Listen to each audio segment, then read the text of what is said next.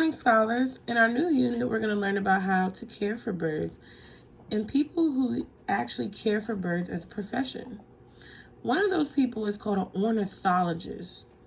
So I received a letter from an ornithologist and I blew it up on my computer so that I can read it to you guys and you can follow along while I read. Dear students, I heard about your great work learning about birds. You have learned a lot about birds so far. I also like to learn about birds. That is why I became an ornithologist. In my work, we study how birds look, what they eat, and even how they act. Sometimes people ask me, why should we care about birds? I tell them there are so many reasons to care about birds. One reason to care about birds is because sometimes birds get into trouble just like us. They need help.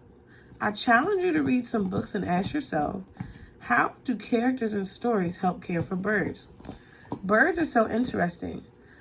I often reread stories to make sure I learned everything. Please join me in sticking up for birds and becoming a bird advocate.